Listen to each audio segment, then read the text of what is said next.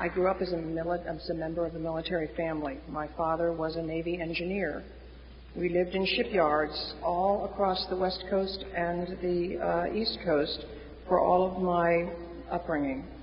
So I'm a member of a military family, and I went to 5 different elementary schools and 4 different high schools. So the issue of living as a military member in a family is very important to me, and I understand the risk and protective factors that go along with being a family member, and also the important resiliency issues that are important for families and for family members, and what you have to really be aware of and thinking about. The second thing was I married a Marine, which my Navy dad never forgave me for. And in marrying a Marine, we began to live the Marine life. And he was an infantry officer, so I'm a spouse of a military person as well. And we were on active duty for several years, and then he became a reserve officer and stayed in the reserves for almost 25 years. And the third piece is that I myself am a military officer.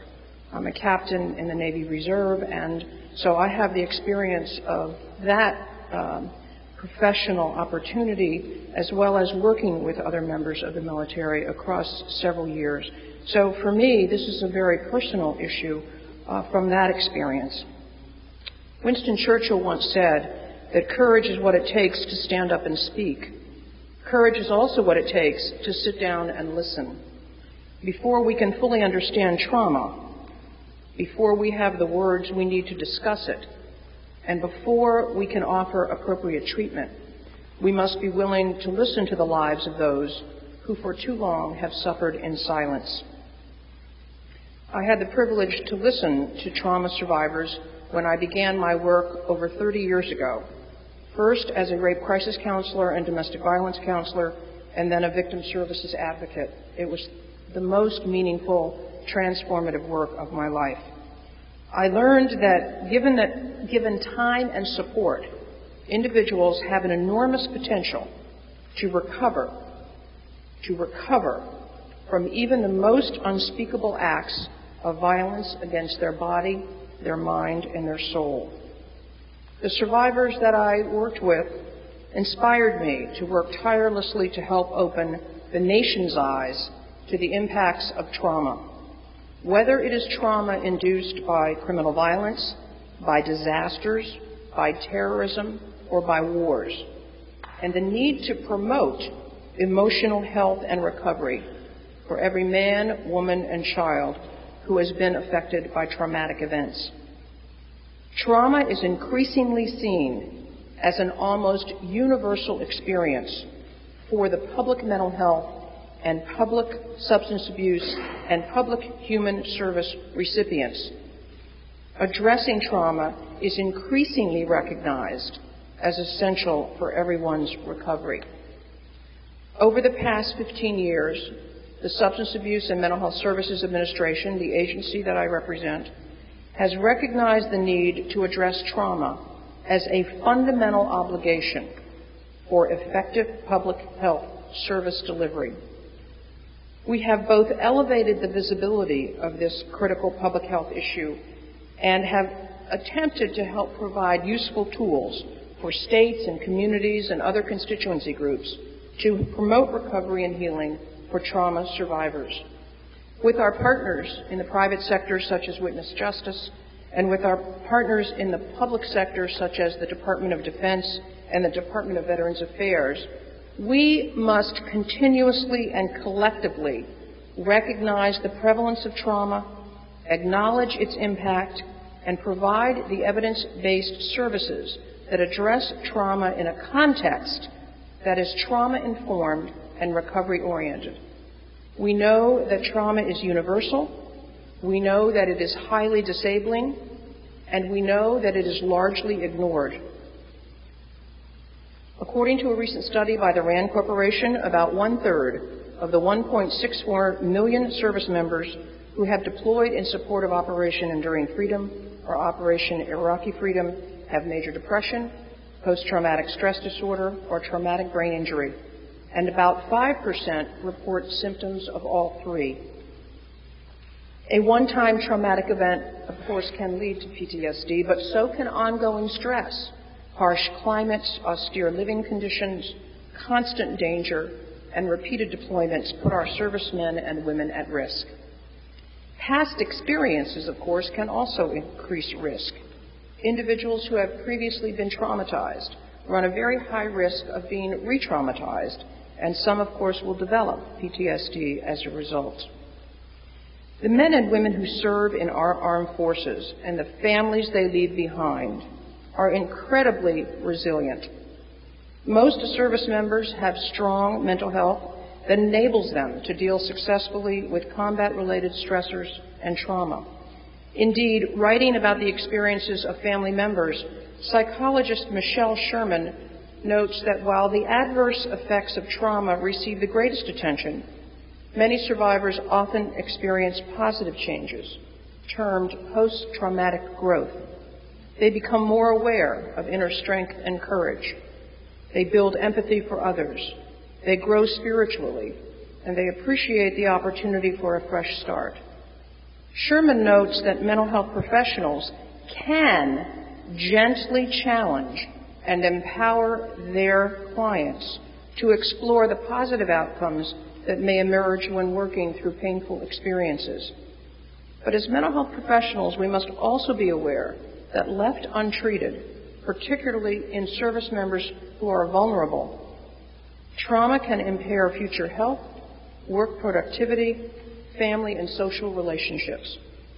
Individuals whose mental health problems go unaddressed and are at risk for comorbid substance abuse, homelessness, and suicide we need to pay attention to. Paralleling the civilian sector, I think this is most important, paralleling the civilian sector, only about half of military service members, both men and women, who need help for mental health problems actually seek them.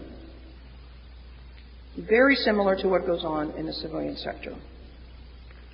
Last year alone, 121 active duty soldiers took their own lives, the highest number on record since the Army began tracking suicides in 1980. Attempted suicides are up as well, numbering 2,100 in 2007, 6 times the rate in 2002. This is one of the reasons that my agency, SAMHSA, working with the VA, added a feature to the National Suicide Prevention Lifeline so that callers can identify themselves as veterans and be connected immediately to VA professionals. Thus far, more than 55,000 calls have been received, connecting over 22,000 veterans with direct support. The common responses to trauma also may affect family relationships with partners and children. 3 out of every 5 deployed service members have a spouse, a child, or both. Trauma survivors often experience considerable social anxiety, as Tom was talking about, which causes them to withdraw from everyday outings and family events. As Tom also described, they frequently deal with significant anger, which can alienate them from their families, who experience their loved ones as totally unpredictable, hostile, and even frightening. Many survivors become, of course, emotionally numb to avoid facing the pain associated with the trauma they experienced, and which can cut them off from any positive feelings, from any positive family support, from any other positive social supports. We can help our returning soldiers and their families make this transition because we know what to do to help them recover from the invisible wounds of war.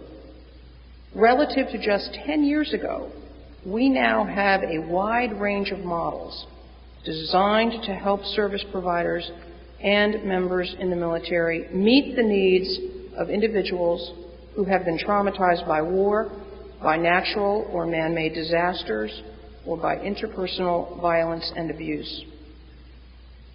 Many of these very effective and promising models and practices are compiled in a recently released report from the National Center for Trauma-Informed Care, and Helga is a member of that board, called Models for Developing Trauma-Informed Behavioral Health Systems and Trauma-Specific Services.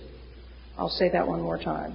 From the National Center for Trauma-Informed Care, they have released Models for Developing Trauma-Informed Behavioral Health Systems and trauma-specific services.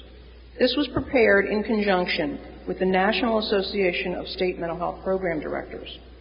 To be effective, any model for treating individuals affected by trauma must begin with the understanding that trauma is not a disease.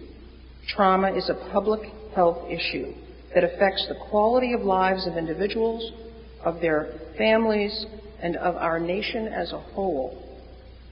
A public health model focused on recovery from trauma must be characterized both by trauma-specific diagnostic and treatment services and by creating what is known as a trauma-informed environment capable of sustaining these services.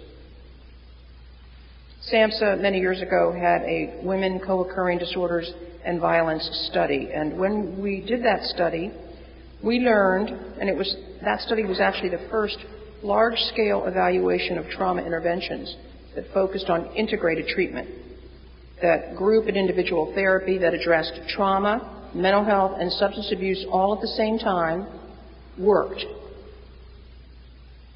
And in fact, if it works, and we can show evidence that it worked in that 5-year study, that we could point to better outcomes for individuals when, in fact, the integration of those issues was very strong. So not separating out mental health, trauma, and substance abuse, but doing a much more integrated approach. Clinical psychologist Roger Fallett, who is the Director of Research and Evaluation at Community Connections, right here in Washington, D.C., and one of the most effective trauma-informed environments in the world, has written exclusively about the topic of integration and trauma-informed environments. We can tell that a system or a practice or a place or a group of people or an organization is trauma-informed when you can see these things. When you incorporate knowledge about trauma, including its prevalence and its impact, in all aspects of service delivery. You can actually viscerally and visibly understand that that's a part of an organization's belief set and value set. If, in fact, organizations and service providers are hospitable and engaging to survivors, if, in fact, the services that are provided minimize re-victimization, and if, in fact, they facilitate recovery. These are key elements of trauma-informed environments and trauma-informed care that really need to be the standard of care if we are going to address the underlying trauma for our returning service members and its effect on their families. SAMHSA and the Center for Mental Health Services is not alone in our efforts to address trauma in the lives of servicemen and women. You may know that the Department of Defense is launching an estimated $25 million project to discover the best treatments for combat-related PTSD. It's called the Strong Star Multidisciplinary Research Consortium, and that project is going to include 8 randomized clinical trials of several treatment conditions with both active duty and veteran participants. You may also know that the Department of Veterans Affairs recognizes, I think, the problems of trauma among our nation's veterans and its obligation to help. We see them as partners. Military sexual trauma counselors at VA facilities meet with female veterans in private areas so that they can safely hear a woman's feelings of fear, anxiety, shame, anger, and embarrassment, and can connect her to the resources that she needs to heal. Anywhere from 13 to 30% of female service members are sexually assaulted in America. That is an outrage. We have to make sure that services are available to people. In addition, we can point to the wonderful work of the more than 200 community-based vet centers located in all 50 states, District of Columbia, Guam, Puerto Rico, and the U.S. Virgin Islands. We're working as closely as we can with them to make sure that the connections with community providers for their families are also making the connection with other service providers who are trauma-informed, because, in fact, oftentimes the VA family members do not get services from other resources, and so we have to make those connections. The vet centers are staffed by small disciplinary teams of dedicated providers, of course, many of whom are combat veterans themselves. We believe at the Center for Mental Health Services and at SAMHSA that we must continuously welcome our servicemen and women home with gratitude, with respect, and the full support of what we consider to be the mental health and substance abuse community behind them. We must understand the prevalence of trauma. We must recognize its impact and be prepared to offer evidence-based practices that help people recover not only their emotional and physical health, but also, and probably more importantly, their hopes and their dreams. I really welcome the opportunity today to have further dialogue. Thank you very much.